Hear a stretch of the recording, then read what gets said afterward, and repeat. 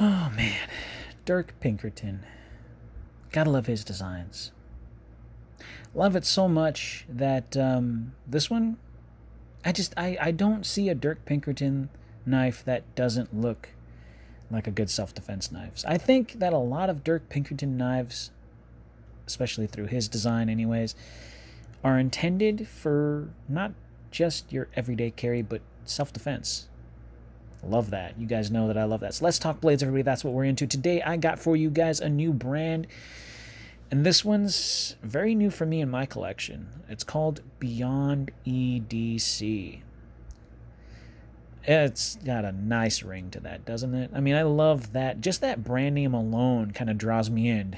You know, Byond EDC? What is this? Beyond my everyday carry? Heck yeah, I want to know what that is. What is that? Awesome stuff. Anyways, this is called the Gara. Of course, Gara in Spanish, I believe, means claw or talon. One of those. Sorry, I am Hispanic, but I just don't know my own language, so I'm not entirely sure what Gara means. I could probably look it up right now, but I like to sound stupid for you guys because it tends to entertain you. So here we go. Made in China, yeah, but you know what?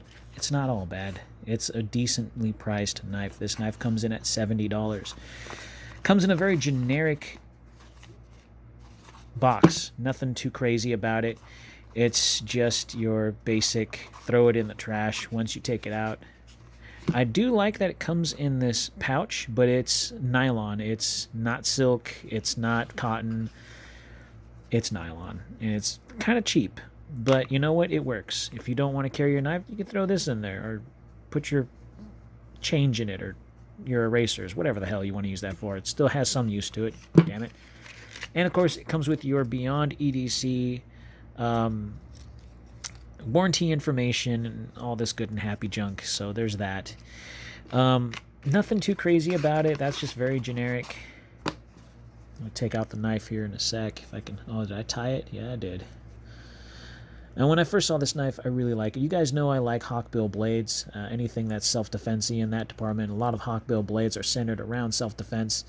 But a lot of people argue and say that, no, it's made for cutting carpet. No, it's made for cutting rope. No, it's made for nautical purposes, for, you know, gutting fish, whatever. Everybody has their own interpretation of what a Hawkbill is used for. In my background, I believe that a Hawkbill is great for your, not your stabbing, but your slashing and your ripping and tearing. For self-defense, a Hawkbill blade is the ideal for those who want less training or have less training with any type of self-defense knife. With that being said, that kind of goes back to the Hawkbill type blades or the reverse S blades that we're familiar with Spyderco and some of Cold Steel's models. This one is actually quite nice, and for the price, why not? And it's not that big. You know, it really does look like a claw. You look at that?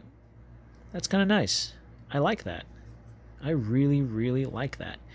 Now, with that being, I gotta tell you my own personal thoughts before I get into the specs of this knife. You guys know how this channel works. It's got a deep carry pocket clip, which I love, love, love. The color on this is a little bit weird. It's kind of like a grayish tan. When I saw a picture of it, it looked more gray than tan, but now that I was holding it, or have been holding it, carried it a few times in my pocket, it's kind of like a tan more than a gray. It's a little strange. You got jimping in a lot of very important places. You got jimping here, you got jimping back here, you got jimping here, and a little bit on the spine, and you even have a... That's it. So, basically, this thing is great in ergonomics. I gotta tell you, there's really nothing I can say that's wrong about this knife. I was a little nervous because it doesn't have a flipper and it doesn't have a thumb stud. Instead, it has this thumb channel that you can see right here. It almost looks, it's very reminiscent to a fuller, or what a lot of people call a blood groove. I really enjoy that look. That is a fascinating looking knife. And it doesn't have too much heft to it in the pocket. It feels very small and very out of the way, but at the same time, it fills the hand just right. At least for my medium hands anyways, it feels good.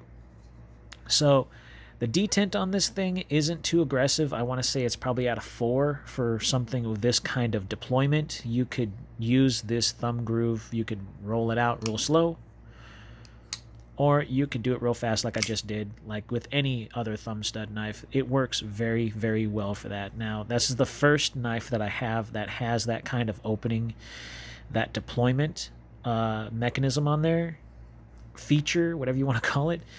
It's kind of nice. At first, I was like, how am I supposed to, in a stressful situation, how am I... Yeah, it works either way, because the aggression on how this is cut on the inside of that groove makes it to where you can actually get to it relatively easy without the detent failing. Yeah, it's holding it in pretty well, and it's not holding it too tight to where this opening feature doesn't work. It works just fine. And another thing that's really cool is that the tip of the knife is actually centered. It's centered with the handle. So if you do have to go in for any type of stabbing with this knife, you can actually do so, because it's aligned. The tip is aligned and not hooked too far down. So that's really, really good feature. And Dirk Pinkerton really took his time to really design this, so that way it's good for both. You know, you can pierce with it and you can cut with it being a modified, that's what he called it, excuse me, a modified Hawkbill. So it almost kind of like reminiscent of a modified Hawkbill part sheep's foot. But it's not a bad design. I really do like the way this feels. For as small as it is, it fills my hand, and I don't feel uncomfortable with the finger grouping here. And of course, with it in your reverse grip, it feels really good that way as well. So it's kind of neat. So the details of this, you got Byond. There's a little, logo stamp right there. I'm sorry I put some, thumbprints on there. I do apologize. And then on the back, it's kind of small, but you can see it. Let me see if it'll, hopefully it'll focus. Oh, come on. Do you think? Focus. Anyways, you got the DP right there for Dirk Pinkerton, and then up at the very top where it's really, really tiny, it says VG10, and then it has like a serial number on there, like a model number underneath it. So this is a VG10, and VG10 at $70, it's pretty awesome. Now, a lot of places I couldn't find this. I think I found it on Knife Center, and it was sold out at the time. I think I went to White Mountain Knives after that, and I couldn't find it there. I don't know why. And then I tried going to Blade HQ. They didn't have it in stock at all. So I went to the actual Dirk Pinkerton website and ordered it off his site. And this was the last one. So this is, I don't know if it's popular or if he doesn't have the workers, or I don't know. But it's a great knife, and it's not so big. It's relatively small for what it is, and I love that. I think it would have been really cool if the screws were flat instead of sticking up like that. But it doesn't hinder the fact that it will keep the knife, the in and out of the pocket is no problem.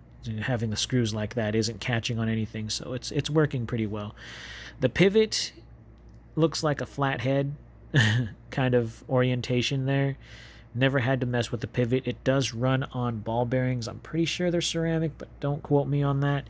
And of course, this can be switched. You have that protective plate right there, so you can take that out and switch your grip, or not your grip, excuse me, your carry on this knife. Tip up only, left or right. So that is fantastic little bit right there. I really do like when they do stuff like this, because sometimes when you have to switch it, there's gunk in there, or lint, or dirt, or dust, or anything. So having this on there just adds a little bit less worry for that being corrupted for some of you left-handies out there.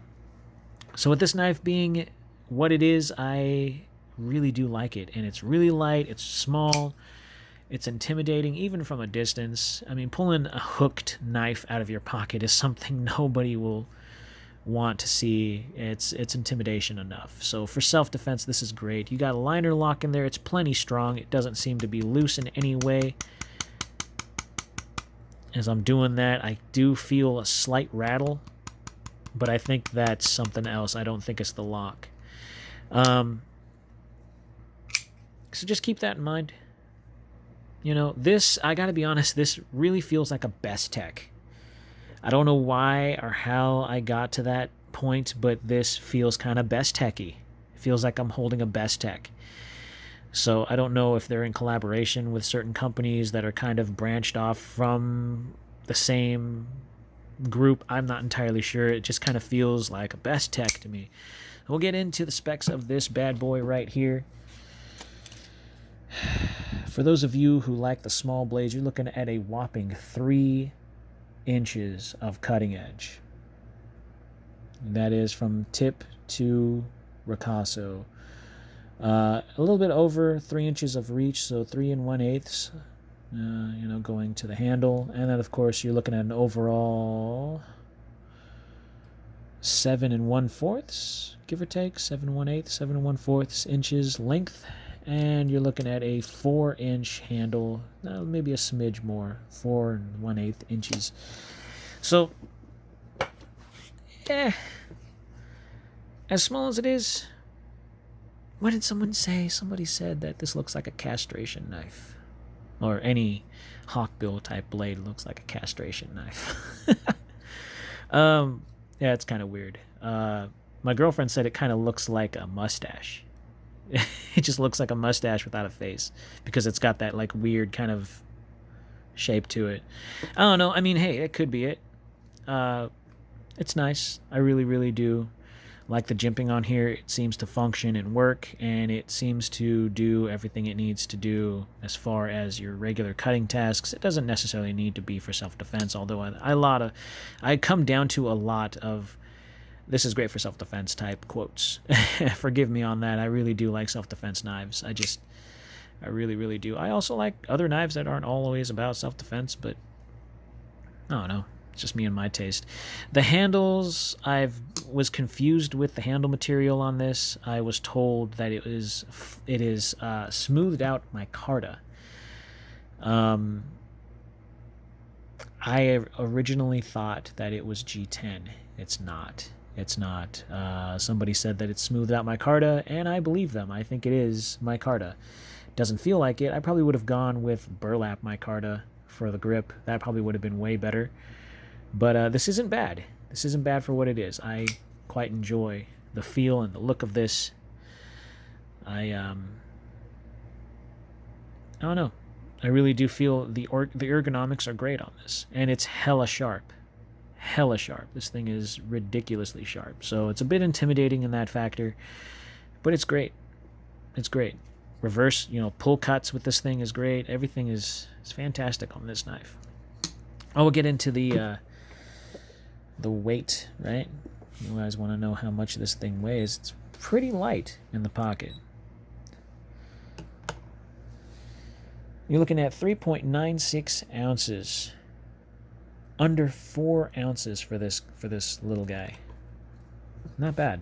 Not bad. I really do like that groove in there. It's aggressive enough to where it catches, and it doesn't matter how you open it, it comes out. You can even reverse flick it. I mean, how smooth is that? That is... And you guys know, I kind of suck doing reverse flicks, like little Spidey flicks. It just works really well. And let me get my calipers real quick. There we go. So, I'm going to do it closed. Why not?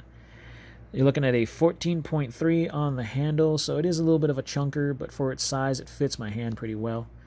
And you're looking at a 3.0 on the blade. Wow. I did that on purpose. Slightly on accident, on purpose. On accident. Accidental purpose. I don't know. Great knife. Byond EDC. I gotta say, I was carrying this for a couple of weeks, and I kind of showed it to a couple of my knife buddies who, we always have an eye for pocket clips. will look at someone's pocket clip and try to guess what kind of knife they're carrying. You know, it'd be like, oh, that's a Spyderco, or oh, that's an Emerson. Like, oh, there's some guy carrying an Emerson, but it's a Kershaw Emerson, so it's not a real Emerson. And sometimes pocket clips are unmarked, so you kind of have to do like a little guessing game. And it's kind of cool. It's kind of a cool thing to do. When you keep an eye out for that, you can actually tell whether or not someone's carrying a pocket knife. But it's not a very uncommon thing, at least where I am. Pocket knives are known as tools, and a lot of people just carry them just for that aesthetic alone. You know, you always need a knife for something, right? You cut something open. Or you keep it for a little bit of self-defense because you know you're in a shady part of town. A little boost in confidence, especially with the folding knife, isn't bad to have.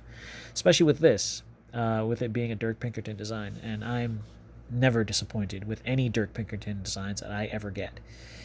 I like them all. I think they're great. I have a flavor for his designs because his designs are oriented around self-defense. At least that's what I believe. I could be wrong, but that's just my little personal belief there. Smooth opening, in and out of the box. It started having this little bit of a... I don't know if you can hear that. Hear that? It could be the ceramic balls in there kind of rubbing together. I'm not entirely sure. I could probably put a little bit of lubrication in there. Some type of nano oil in there maybe if I really needed to, but it's plenty smooth. It's very fall shutty. You can see that. That's really nice. If this is something that you're interested in, I'd give it a look, see if you can find it. What's really strange about this is when I ordered this, I got it relatively quick with quick shipping. So I spent close to like 80, 85, maybe 84 and change, something like that. And I got an email about 2 days after that saying, sorry, we're out of this product, but we have to cancel your order. And I'm like, what are you talking? I just got this. So you guys sent it to me. I know I didn't get my money back, so they probably realized, oh yeah, we did send this guy something. So why are we, you know? I thought that was really strange. So if you go to Dirk's website to find his knife, to find this exact one, he might be out, or he might have, you know, replenished his stock. I'm not entirely sure. But VG10 is great. I'm really familiar with it, especially through Spyderco. It's a great steel. It takes an edge pretty well. It keeps an edge for a decent amount of time. It's pretty sharp stuff. So this knife is great. I was about to cut some zip ties with it, but I was like, no, because I get a little nervous when I cut zip ties. Anytime I cut zip ties with a knife, you tend to have a little bit of burring, you know, and that just kind of, you know, zip ties are already pretty tough on a knife edge, but if you can, you know, keep one knife as sharp as you can for self-defense and use a different knife for all your little tool additives if you need to. Really do like the ergos on this thing. It's so comfortable. I have nothing really bad to say about this knife. I would really love to see a knife like this knife, but in 4 inches. I would love to see a 4-inch version of this. This would be great. Oh no, that's just my personal opinion. So, Byond EDC, great. This is a home run. I really do like this knife a lot. So if you guys are interested, go ahead and look you up one. Go ahead and slash that like button, stab that subscribe, slice that bell icon so you guys are notified anytime I post new stuff in these craziest of times. Everybody, please be kind, be safe, carry responsibly, and I will see you all awesome people in the next video.